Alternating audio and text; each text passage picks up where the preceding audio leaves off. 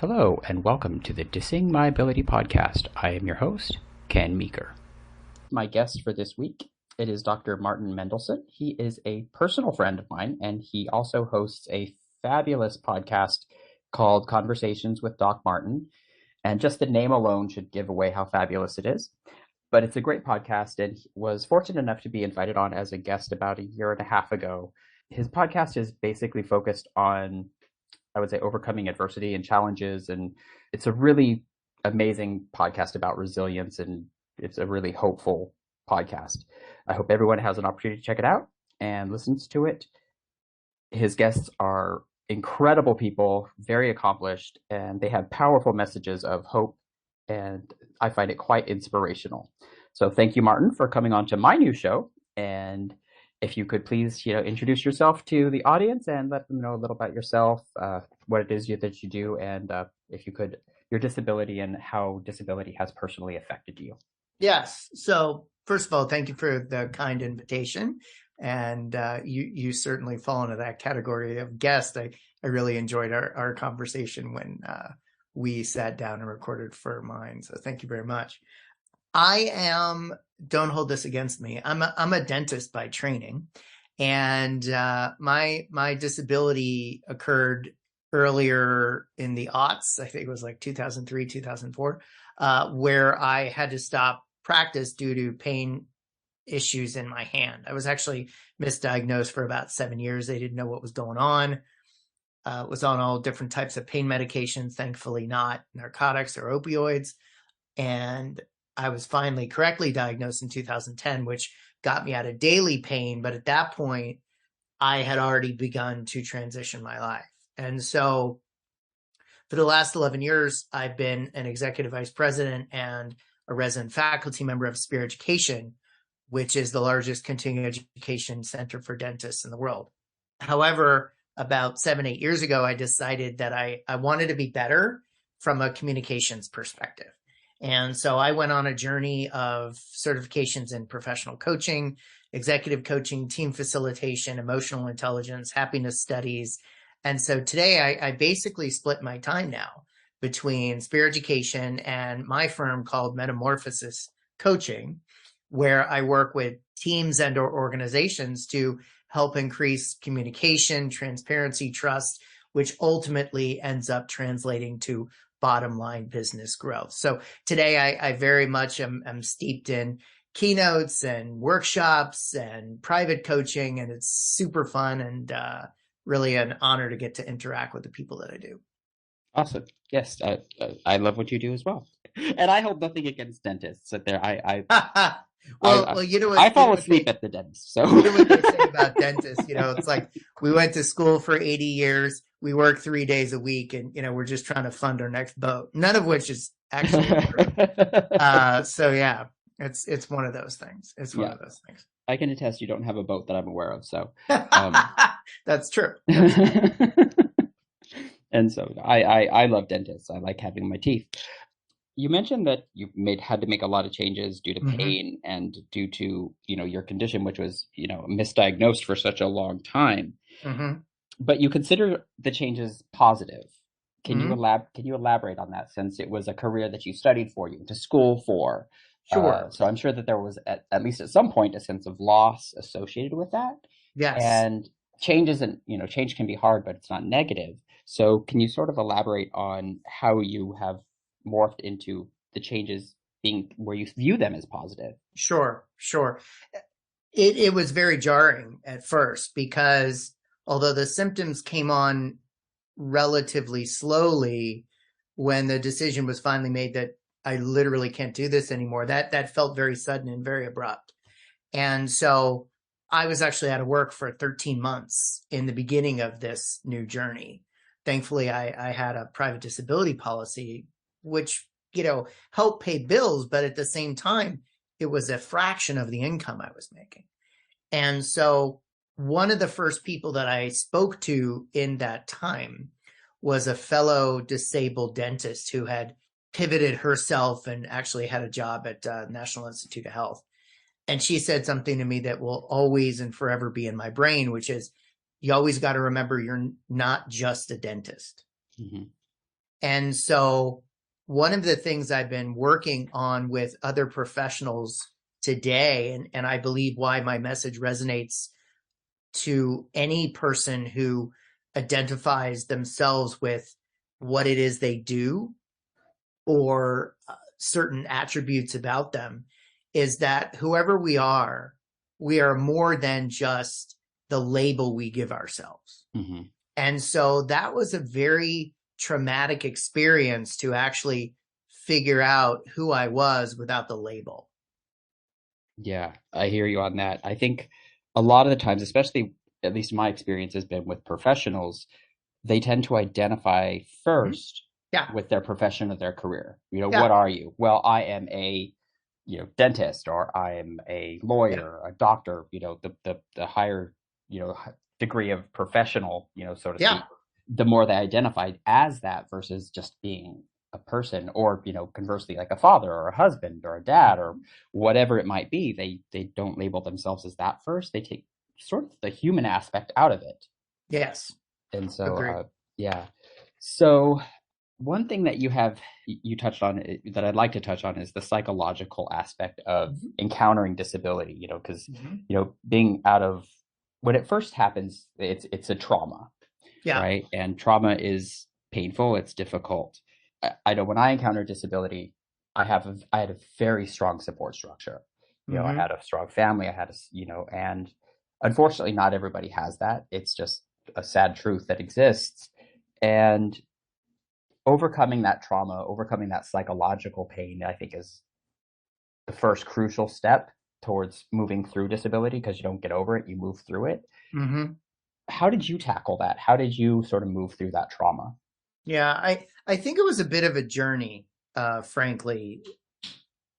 Another thing that happened to me early on in my disability, because as you know, when you interact with me, you couldn't tell that there was any challenges that I had in my life. And Mm-hmm. just like if somebody were to interact with you, they wouldn't know right off the bat either. Yep, that's very And true.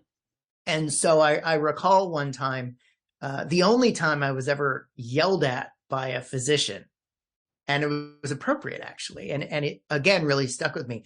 I was talking to my neurologist, and I made a comment that I was very embarrassed that I had taken a trip on a plane and I had to ask somebody to help me put up my bag into the overhead because I physically couldn't do it.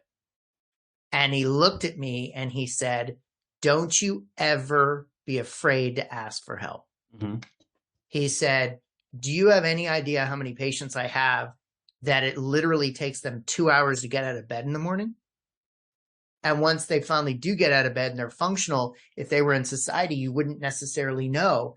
But don't ever put yourself in a situation where you are putting yourself at risk or causing greater stress, challenge, trauma, pain to your body because you're afraid to ask for help." And so that really stuck with me as well. I had a great familial source and friends source of support, while at the same time, people didn't know what to do with me Mm-hmm. because again, people looked at me as that dentist guy.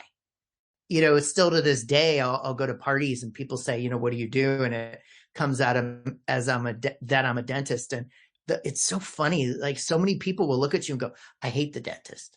It's like, thanks, I hate you too. But would you say that to anybody else? Dentists, no offense to my lawyer friends, but dentists are like lawyers. We complain about them when we don't need them, and when we need them, we come running. So true. So the pain of having to figure out again who the hell I was, despite society not knowing what to do with me, particularly dentistry. Like my dentist colleagues in the beginning, and I certainly take ownership of this too, didn't really know what to do with me because I would meet people, let's say at conferences, and they'd say, "Where do you practice?" And then I think to myself, "Oh, here we go again. I gotta, re-explain why I don't, and how." And then of course all the imposter syndrome stuff comes in, right? Like, Mm-hmm. how are they looking at me and so forth. So the mental journey, and as one of my therapists called it, trauma, which I never thought of it that way before, but it was and is took a very long time to get over. Mm-hmm. And I made a decision, which was a conscious decision at the time and for the majority of my career, to stay within dentistry. Only recently, well, not so recently, the last 7 8 years, have I been branching out beyond dentistry. So I made that choice. And so, in making that choice, I then had to fight those demons on a regular basis because it was always, well, I don't practice, I do this. Well, I'm not a clinician, I do this. And so it was this tit for tat that only recently I realized was majoritively in my own head, that has really set me free to allow myself to be the true individual, unique unicorn that I am. Yeah, yeah. I think that's true. I think we put ourselves in boxes. Yeah. I think that it's very common to want to find a category and then put ourselves in it. I'm not a psychologist. I wish I could explain where that comes from. I worked in the insurance industry for over 20 years. So when I encountered disability in 2014, it's very something very similar to your experience, is a loss of identity. Yeah. It's like I was this professional, successful person, and while to the outside world, I wasn't any different because, while I'm legally blind, I don't see very much. Mm-hmm. Most of the time, people just assume that I'm, quote unquote, like everybody else.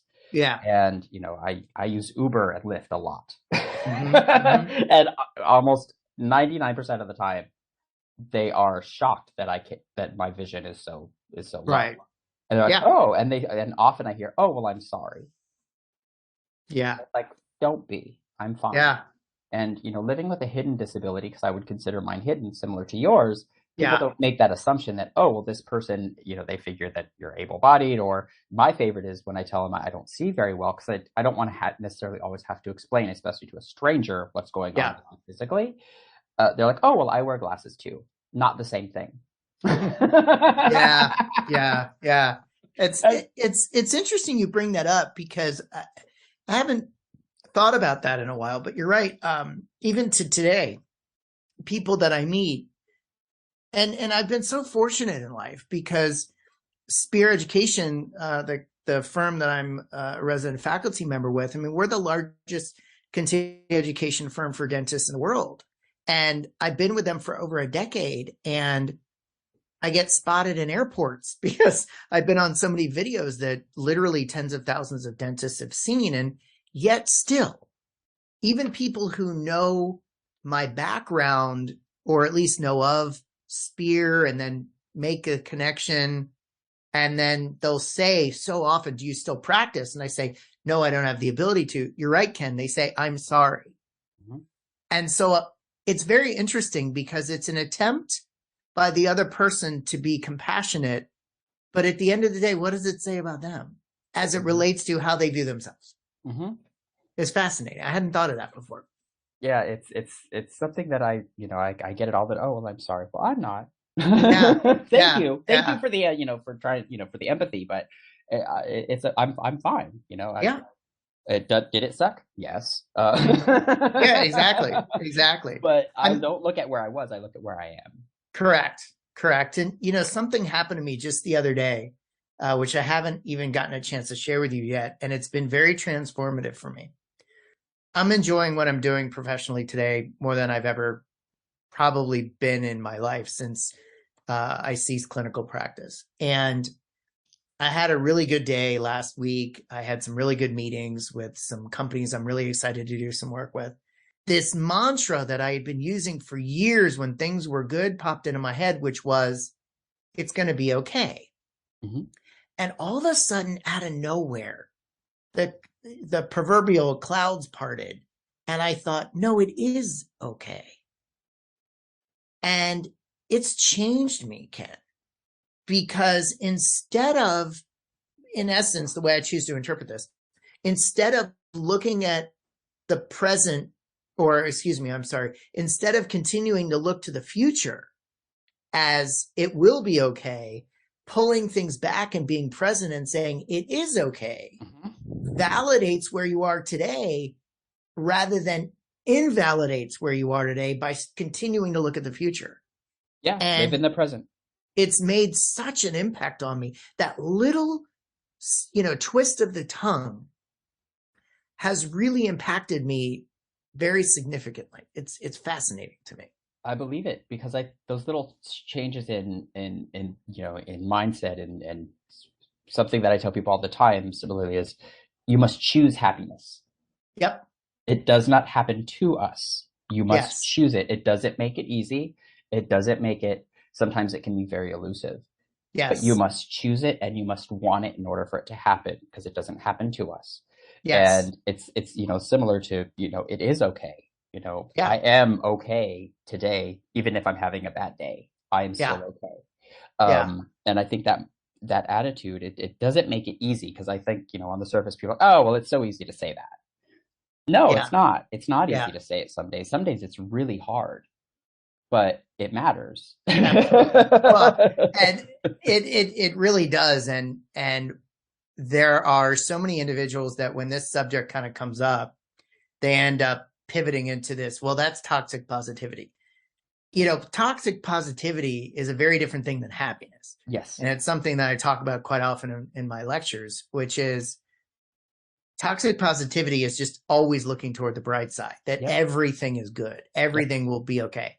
And sometimes it's not. However, happiness is a comparative emotion. Mm-hmm. And so without those trying times in our lives, we have no frame of reference to celebrate the good stuff. Yep. As part of my certificate in happiness studies, shout out to the Happiness Studies Academy.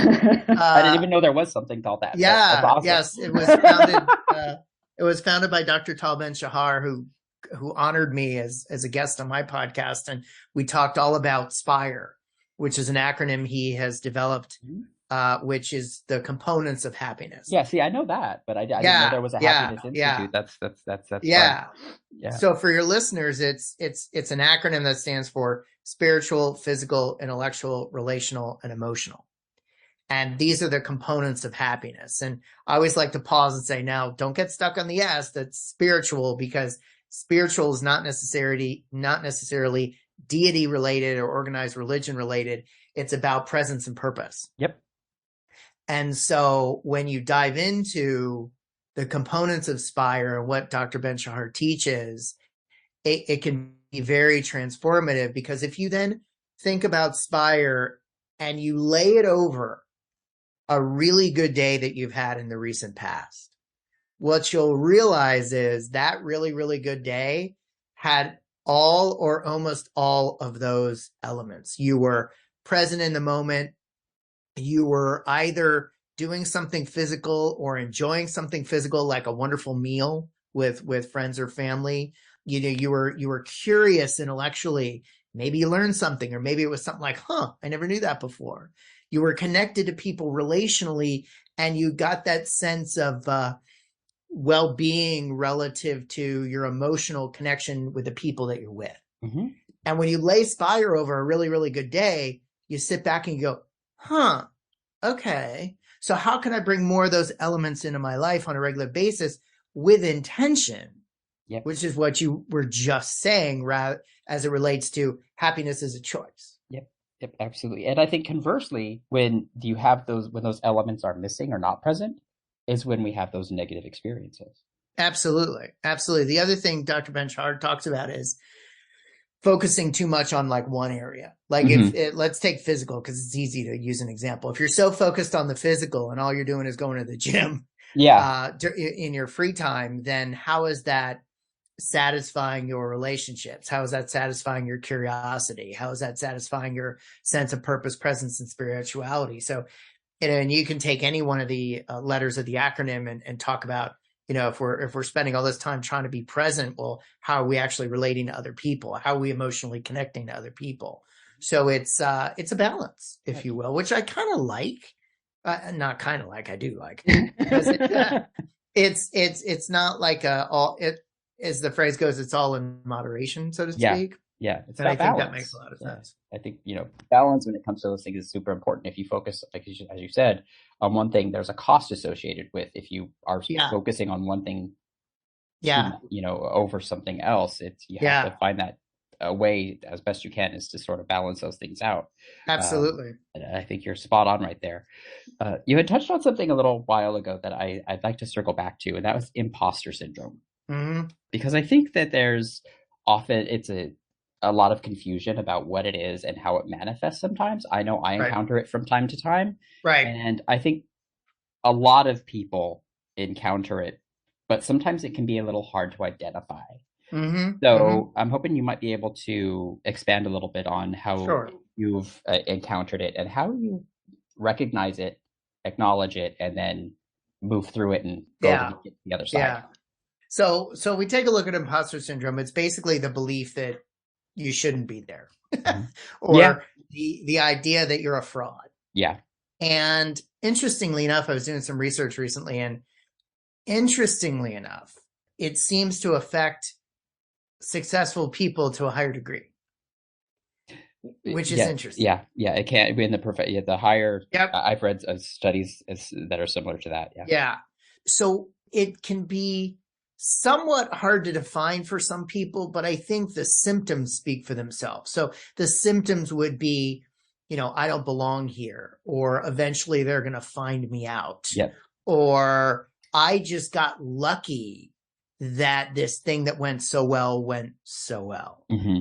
It's looking to negate or downplay your accomplishments or your presence within an organization within which you function. So, using me as an example, I had really just raging imposter syndrome when I first joined Spear, because Dr. Spear is an amazing human being, an amazing clinician, world renowned. And I would sit there thinking to myself, what am I doing here?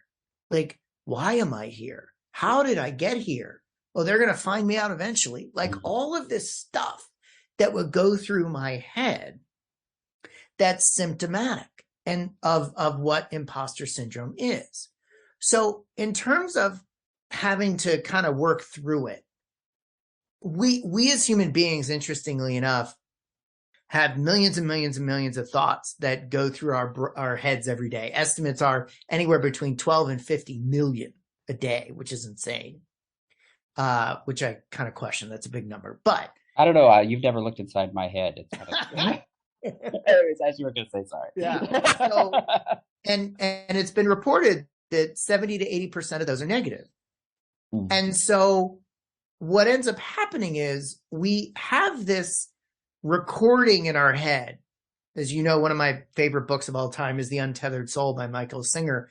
And I paraphrase, but he says, you're not the voice in your head, you're the one who hears it. Hmm. And so because we live with this recurring loop of voice in our head every single day, we end up buying into the rhetoric. And so one of the ways to push through that is to just simply question and ask yourself, how true is that? Hmm. So if you say, I don't belong here, let's say it's a job. Well, if you don't belong here, why'd they hire you? Yep. They're the ones who said yes. So how true is that? Or if I'm not smart enough to be here, well, how true is that? You were asked to be part of this, or you were asked for your opinion. And so it becomes a effort to challenge your thoughts, which in the beginning of this journey to stamp down imposter syndrome, should you choose to accept it, can seem a little bit overwhelming, only because we need to be conscious of that effort of our own thought process. Yet those thought processes will become habitual over time, just like the opposite has become habitual over time. Hmm. Yeah, practice, practice, practice, practice, practice, and we're not. It at first it's new, so of course it's going to be Yeah. uncomfortable. I'm a big believer in. I don't believe in living your life on autopilot, as I call it, to Mm-hmm. where when you have those thoughts, we all have them. in varying degrees, Yeah, where we question ourselves, we question whether we belong, we question whether we fit in. We're programmed to constantly do comparison. Our brains absolutely. are wired that way. Yeah. And so we're constantly comparing ourselves to other people, and you can't turn that off, but you can question it, Yes. as you said. Yes. And And when you and don't don't question get it, yeah, it's autopilot. Go ahead. yeah, and don't get me started on social media because that that's become the bane of our existence I from agree. a comparison. I forget who says it. It's a pretty famous quote. Comparison is the thief of joy. It's toxic, is Yeah. what it is. Yeah, I agree. I'm not a fan of social media. I haven't been for when it first came out. I was like, oh, this is a great tool to connect with Yeah, people. And then, yeah, yeah. I've much more pivoted to LinkedIn these days yeah, than other platforms likewise. because for the most part, it is it's just a different platform, and for those that attempt to use it in different ways, they typically get called out. So it's certainly not perfect, but somewhere that I choose to spend my time more these days of the time that I do spend on social media. So Likewise, it's productive, and yeah, I have no qualms about if somebody posts something that I believe is divisive, political in nature, yeah, or not appropriate in a professional setting. They're just ignored forever. yeah, exactly, It's really simple. exactly. They make it very easy. I don't block them. I just permanently ignore them. Yeah. And so it's like, this is not appropriate for this Mhm. platform. If you want to be that, there's a place for that. There's always a place for, those conversations. I don't think that that's the appropriate place. Yeah. So I'm with you on that one. So one thing that I would like to discuss, if you're okay with it, is the benefits of therapy. You touched on it a little bit a while ago. I know how beneficial it's been in my own life. I am very open about that. I've had a ton of therapy, a ton of counseling over the course of my life, and it has probably saved my life. And I think that there's often a fear associated or a shame associated with seeking out professional help, that there's a stigma associated with it. Yeah. And I just know how beneficial it's been for me and how it's beneficial for most people. And especially when it comes to trauma, and encountering disability is trauma. Yep. Yep. It's not what most people think of as trauma, maybe, but it is trauma. And I'm hoping maybe you could touch on it a little bit. And because one of the things that this podcast is about is trying to remove shame associated with disability, Mhm. and using all of the resources we have available to move through it to get to a better place. And I Yeah. never would have been able to do that, even with an amazing support structure, with if I did not have professional help. Sure. So I'm hoping that you would maybe share a little bit about your experience in that arena and how Yeah. it's helped you. No, it's been extremely helpful. And talk about stigma. Why is it okay to go to the hospital when you're, or go to the doctor rather when you're sick, physically, physiologically, but it's not okay to go to the doctor when you're not feeling okay between your ears. Mm-hmm. And so that's something that we've bred in our society, and created shame around, when the truth of the matter is your brain is an organ just like your heart or your liver or your kidneys. And your heart, liver, and kidneys don't always work perfectly well. Neither does your brain. Yep. And so the very idea to even create a stigma around it is frankly very selfish. And, it begs the phrase, I think he doth protest too much. And so those that really have an issue with it, I kind of wonder, what's going on between your ears? But I believe that one of the biggest benefits of therapy is the challenging that goes on within the sessions, because the whole point of therapy is to get out what you're thinking, right? Yeah. So if you're able to get out what you're thinking and shed light onto the thoughts of negativity with an individual that's trained to listen, understand, make you feel listened to, so that they can offer you different interpretations or conclusions as appropriate, can change your life. Because the truth of the matter is that the difference between feeling great about something and feeling terrible about something is just simply how you think about it. Very true. So I think when you say distracted by thoughts, I know I it can be very easy to sort of get stuck in your head. Yeah. Yeah. especially when they're negative thoughts, and it can be Yeah. very cyclical. That's what therapy helped me with, was to learn how to recognize when I'm in that cycle or when I'm starting to Hmm. get there, Hmm. and tools that I can use to get out of that frame of mind. That's where, Yes. because I have social anxiety. I've had it for a very long time, and after encountering disability because of my vision loss, my social anxiety went through the roof to where if there was a crowd, I'd throw up. It was, it was pretty bad there for a while. By seeing a psychologist and getting, is they just, it's an objective perspective where they help you just kind of clear out the noise and figure things out, and you get Yeah. to do the work, so it's, you feel accomplished by it as well, because they're not Absolutely. like, oh, here, do this and do this. Good, finding a good therapist or psychologist, it can be transformative. Absolutely. Absolutely. And the example that I often give to my clients and from, a podium is, as I said before, events are neutral. Events are factual. Events have nothing attached to them. Mm-hmm. So my favorite example, which anybody can relate to, I believe, is you text a friend on a Wednesday and you don't hear back from them, and now it's Monday. And you've decided in your head that the reason they didn't text you back is they don't like you, they don't appreciate you, they're too busy for you, et cetera, et cetera. That drives feelings about that individual, Mm-hmm. frustration, anger, et cetera, which then drives actions of based upon those feelings. So maybe ignoring them or lashing out, which drives the result in this case of potentially harming the friendship because you've come to your own conclusions. Mm-hmm. Now, then let's say Tuesday morning, if you made the choice of not to reach out to them, all of a sudden you discover that something terrible happened to them. Mm-hmm. They were sick, a family member was sick, there was an accident, blah, blah, blah, blah, blah. Now, what are your thoughts? They've completely shifted. And what are your feelings about that friend? They've completely shifted. Yeah. What are your actions toward that friend? They will completely shift. And so one of the things that I believe therapy does is it sheds light on certain thought processes to, as you said, give you the tools, and there are many, to go about the world, not just accepting everything, or excuse me, every thought that just happens to pop in your brain. Yep. And that's one of the keys to therapy. And I think the other thing I'll say is this.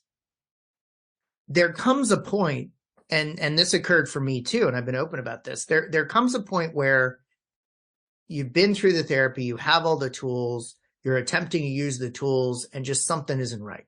Mm-hmm. And as I said before, your kidney, your liver, your heart can be broken, so can your brain. And so if you're at a point where, like myself, where you were, actively in therapy, yet things still weren't working, well, sometimes there's some pharmacologic intervention that's needed, warranted, and appropriate. And Yep. there's nothing wrong with that either. Nope. And so it's okay not to be okay. For me, what's not okay is not asking for help. Yeah. Yeah. It is not, there is no shame, and nobody should ever feel it for asking for help. It is not a weakness. It is a No, strength. To be no. able to say, I need help, is a strength. Yeah. Because you're saying, no, we can't, nobody can do it all on their own. And anyone who believes that they can is, I hope someday they wake up. Yeah. Because they're in for, I believe, a world of pain at some point, because we all sink or swim together. I firmly, firmly believe that. Oh, absolutely. And the more we can recognize that we can't do it all, each of us, together we can, collectively we can, but Yeah. individually we cannot. So I think that's a really important message to people. Something that I think would like to touch on is people that are early in their journey with disability. That can be the hardest place. That can be often the darkest place for somebody, because I know how I felt going through it. And when I talk to most people about it, they feel alone, Mm-hmm. and they struggle, and they're like, well, it's not that they think they're the only person that's disabled, but they're the only person in that space that they know that's going through it, and it's lonely, it's uncomfortable. Yeah. And something that is true is a lot of people don't have a support structure, that Yeah. they really do feel alone, because there could be they don't have a family that's supportive and Mm-hmm. helpful, or they don't know what to do. And so one of the reasons I started this podcast is for those people to have somebody where they can identify with somebody else and be like, I'm not alone. Yes. Yeah. So what advice do you have for somebody that's at that point, sort of in their journey, where they just feel alone and they feel stuck? Yeah. Well, ironically, it goes back to one of the benefits of social media, ironically enough, because one of the benefits of where we are today in human history relative to social media is there is a Facebook group for anything and everything. And so at the very least, reaching out over, as I like to jokingly call the interwebs, find support groups is key, because as you put it yourself, nobody's going to understand what you're going through like somebody else that's in your shoes. Yeah. And so if you feel like you don't have anybody around you, and your thought about the fact that you don't know anyone in your life that is, vision impaired, that's true. That's a fact. Your thought about that fact is nobody understands me. Well, how true is that?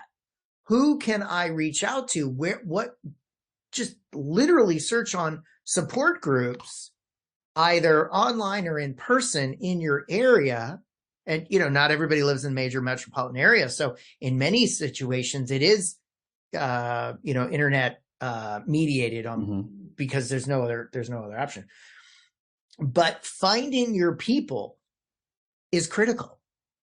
Over the last year or so, I've gotten to know a gentleman named Dr. Kyle Stanley, and he launched a group called The Light Side, and it's for dentists to talk about mental health. I've gone to quite a number of the sessions, and nobody else understands what a dentist goes through like another dentist. Yeah.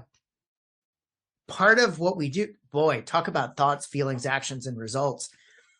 Ken, do you know what medical doctors call the situation where they operate and something goes wrong and they have to go back in and fix it? You know what they call it? Not off the top of my head. They call it a revision. They call it a revision because you're working on a human being with a multitude of variables. Not everything works all the time. Yeah. Do you know what we call it in dentistry? A repair? A failure. Oh gosh. That's not the best and connotation. So, for those who are listening, which is probably 99.9% who are not dentists, I want you to understand the difference between success and quote unquote failure in dentistry can be tenths of millimeters. And so you're working on this human being through this little hole called the mouth with a tongue moving around and saliva and something, quote, fails, and all of a sudden you make it about you.